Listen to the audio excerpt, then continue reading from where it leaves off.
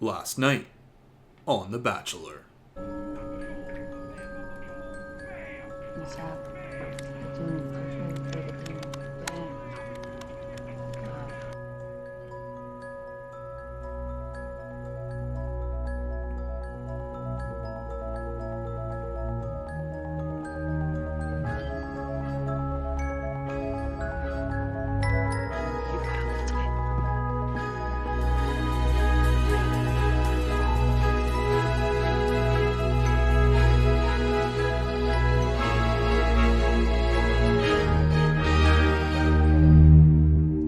Welcome to a brand new season of The Bachelor, and yes, no matter how you do the calculations, whether you're a fan or not, Clayton is our next Bachelor. I can't figure this one out. Not tonight, guys. Sorry. Luckily for us, we have production here to introduce us to our new lead as the night begins, filling us in on his football past and even throwing a parade or something for him in his hometown of Eureka. Dozens of Eureka residents stopped whatever they were doing Thursday afternoon to try and get a glimpse of the next Bachelor. I got a couple pictures with him. Those dang dimples. I mean, those dimples would blow any girl out of the water. What do you think? I like turtles. From there, it's time to meet some of the contestants with a few intro packages. We have a pilot, a nurse, the classic Ivy League law student, the classic Miss USA contestant who also knows jujitsu, and it wouldn't be a season of The Bachelor without this trope. Well, I already told Mom, if I make it to Fantasy Suites, I would go. Yes. No, you didn't tell me that. Oh, well, I'm telling you now. I am a virgin. Come on, Bachelor people, throw us something we haven't seen before. The wedding was supposed to be this weekend. Today was the day I was supposed to get married. Okay, that's new. But alright, with the intro packages done, it's time to put on the war paint and get this season started. And you know what? After an overload of Bachelor content this year, I am absolutely determined to approach this season with the hopeless optimism of a Ted Lasso, no matter what they throw our way. I need to talk to Clayton, and that's scary because he doesn't know I'm coming. Wait, I'm sorry, 5 hours before Limo arrivals? How is this allowed? Okay, she has a cell phone too? You know, we're living in a society. We're supposed to act in a civilized way. Well, Salley here is the lady who is supposed to be getting married on this day, and she's here to tell Clayton that she's not sure she'll be able to go forward with the show. It's just too hard being there the weekend she was supposed to be getting married. So, over a long conversation, she expresses to Clayton how much she's struggling. I feel weird being here. I am really struggling. I can't even talk about it. I don't know if my heart is ready. I understand. At this point, Clayton then stands up to give her a rose. And so... Stop. Salley. Stop. Don't even do it. Will you accept this rose? Okay, this woman did not just walk in 5 hours early to leave and then get handed the first impression rose. I refuse. Well, Salley then gets up and takes a minute to think, and using the contraband cell phone she had smuggled in, calls someone from home, telling them, he's so sweet, what do I do, I'm so torn, I thought Greg was going to be the Bachelor when I applied. But eventually, she comes back and rejects Clayton's rose. That was tough. The first rose that I have given out as the Bachelor was rejected. Okay, we are 30 minutes into this episode, haven't seen a single person step out of a limo, and have already had someone visit Clayton and self-eliminate. This season is gonna be messy. But what a move by Salley. She's already set herself up for a spot on Paradise without having to spend more than an hour with Clayton and displaying some of the most impressive qualities any contestant could have on the show. Hot enough to be on The Bachelor, and smart enough to never go on The Bachelor. But alright, this is it, night one. Oh, and of course, how could I forget, we have a new host. Former Bachelor Jesse Palmer, who's obviously spent a lot of time at the Chris Harrison School for Hosting with the use of his buzzwords. Amazing, amazing, incredible, dramatic. And I mean, look at those hand gestures. So Clayton comes out of the limo for his night one and, meets Jesse, okay, wait, which one is the host and which one is the Bachelor? It's one of those two. You don't know? Dude, you should know. Yeah, well, it's been hard that we're in the exact same uniform. And I've been drinking. So the limos arrive and the night officially begins. Sarah here is the first one out of the limos, always a coveted spot as it usually means production thinks highly of your prospects. And what follows is the typical first string of night one entrances, where nothing really wild happens, everyone says they're excited and nervous before eventually the gimmicks come out. They always seem to start slow. Not normally a hugger, Okay. but I do believe in a firm handshake. So my name is Susie. What is that? Did you feel the electricity? But eventually they get weirder. If we each hold one of my nips. Okay. These nips. And weirder. These are the ashes of my ex-boyfriends. And weirder. Oh. Talking, okay. Is that all you're doing? Hold on, no hug, nothing? Name?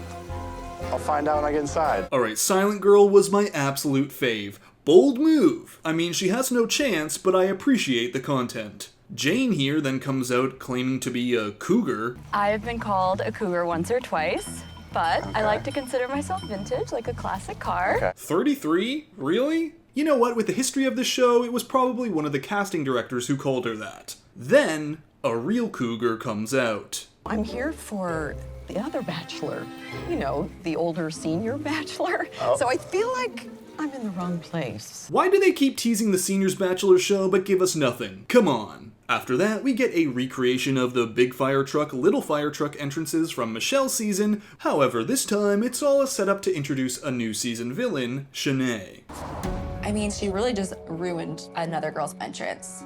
This girl is bold, and she's gonna be one that we might need to watch out for. There's a hot tub entrance, cause of course there is. There's a snake who I know is going to get more screen time than half the women this season. And all of a sudden, Susie is feeling like her hand buzzer gag might have been a little tame compared to what everyone else has brought. My entrance was very different than a lot of these entrances. So I brought the pillow Okay. for a place to sit later to take a break. Okay. But really, I just want to sit on your face. And well, with the limo entrances now done, there's nothing left to do but give a toast and begin the night. And to never losing sight of, Susie starts us off by getting the first sit down, followed by Elizabeth and then Teddy, who tells Clayton that she's so excited because she was going through the cast list of Michelle's men and pinpointed the one guy she wanted to be the Bachelor. And he has such like a kind smile, but there's no way out of all however many guys that it's gonna be like the one guy that I want it to be.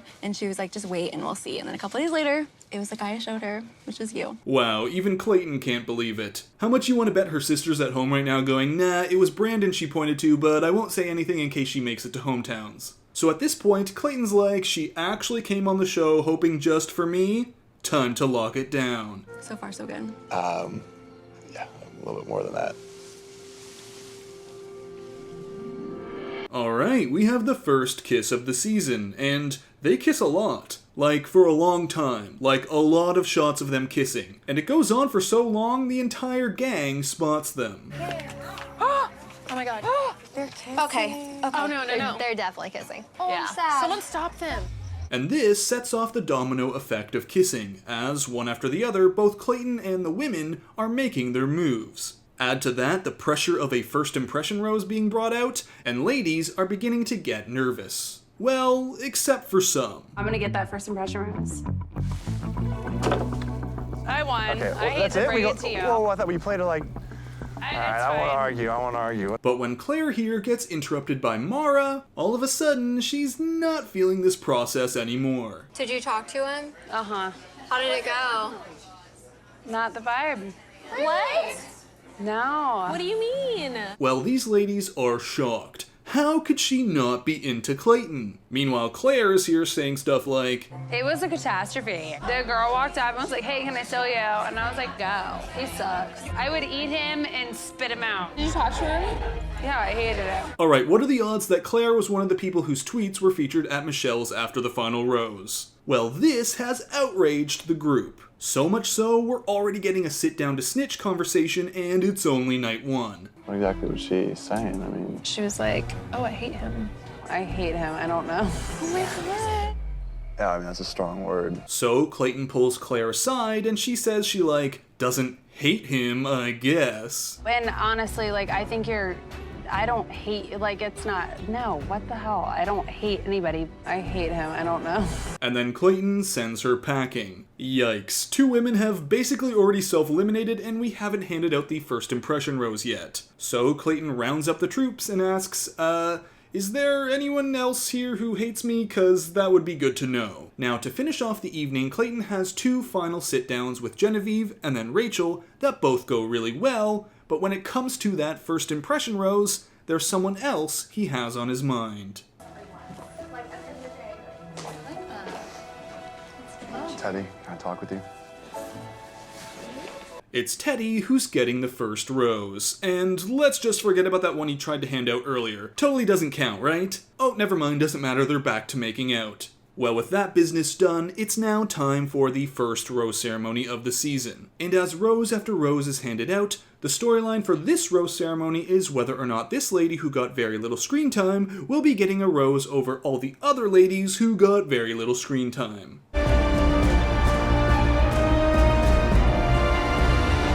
Tessa. And there you have it. With this, the 33-year-old cougar, lawyer lady, silent girl, hot tub gal, who by the way wasn't at the rose ceremony and mysteriously disappeared partway through the episode, this lady, and this lady are all headed home, while Clayton and the rest of the women toast to the adventure ahead. But okay, before we end things, it's time to talk final pick.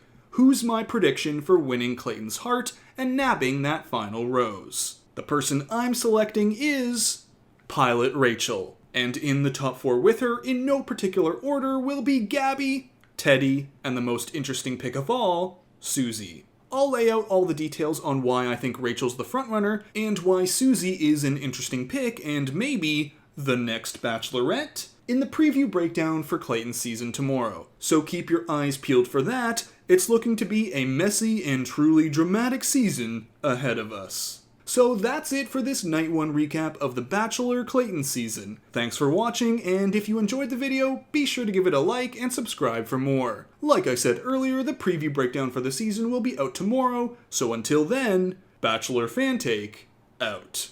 Dozens of Eureka residents stopped whatever they were doing Thursday afternoon to try and get a glimpse of the next Bachelor. I got a couple pictures with him. Those dang dimples. I mean, those dimples will blow any girl out of the water. What do you think? I like turtles.